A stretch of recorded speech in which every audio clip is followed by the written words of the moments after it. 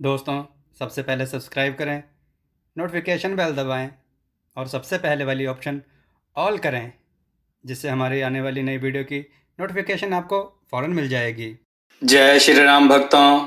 सुबह की वीडियो में जो हमने आपसे प्रश्न पूछा था कि महाबली भीम में कितने हाथियों का बल है, तो उसका उत्तर है महाबली भीम में 10,000 हाथियों का बल है। चलिए आज की कथा श्रवण करते हैं। आज की कथा है दो पक्षी, एक शिकारी तथा एक ऋषि।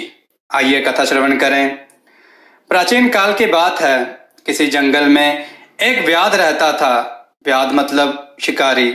वह पक्षियों को जाल में फंसाकर अपनी आजीविका चलाता था। उसी जंगल में दो पक्षी भी रहते थे जो आपस में मित्र थे। सदा साथ साथ रहते, साथ साथ उड़ते और रात्रि में ही वृक्ष में आराम करते थे।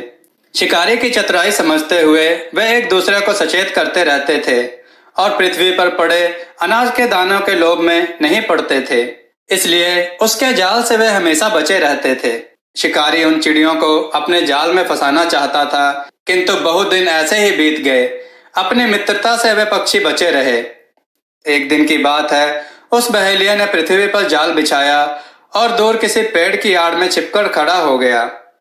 संयोग की बात की उस दिन वे पक्षी जाल में फंस ही गए। वे दोनों बड़े दुखी हो गए। जाल से निकलना संभव नहीं था। शिकारी भी उसी ओर आ रहा था। फिर क्या था, दोनों ने राय की और जब तक शिकारी पास आता कि वे दोनों जाल लेकर आकाश में उड़ गए। शिकारी कुछ निराश तो हुआ, पर उसने हिम्मत न हारी।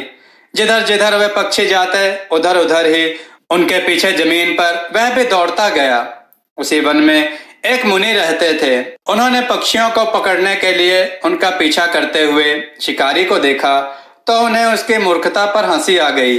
जब दौड़ते दौड़ते शिकारी उनके आश्रम में पहुंचा तो वे उससे कहने लगे, अरे व्याध, तुम मुझे बड़े ही मूर्ख मालूम होते हो। यह बड़ा आश्चर्य है कि तुम आकाश में उड़ने वाले पक्षियों के पीछे पीछे पृथ्वी पर पैदल दौड़ रहे हो। शिकारी बोला, मुनि श्रेष्ठ, आपकी बात तो बिल्कुल ठीक है, किंतु ये पक्षी अभी मिले हुए हैं, इसलिए ये जाल को लिए जा रहे हैं। पर जहां पर ये झगड़ने लगे वहीं जाल समेत गिर पड़ेंगे और मेरे वश में आ जाएंगे। यह कहकर वह पुनः उन पक्षियों के पीछे भागने लगा।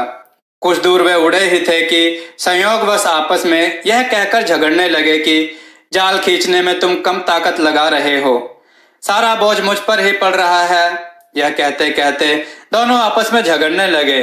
फलस्वरूप जाल की पकड़ ढीली हो गई। अब वे दोनों आपस में लड़ते झगड़ते साथ ही नीचे गिरने लगे और कुछ दूर आगे जाकर जाल सहित जमीन पर गिर पड़े।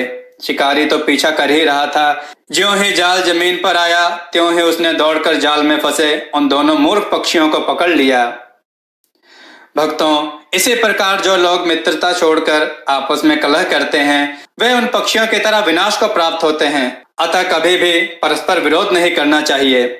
भक्तों, आपको यह कथा कैसी लगी? अपने विचार और सुझाव कमेंट में जरूर दें। हमारी कथाओं को लाइक करें, हमारे चैनल को सब्सक्राइब करना ना भूलें और हमारी कथाओं को शेयर जरूर करें, जिससे लोगों को उत्तम ज्ञान प्राप्त हो। जय श्री राम भक्तों।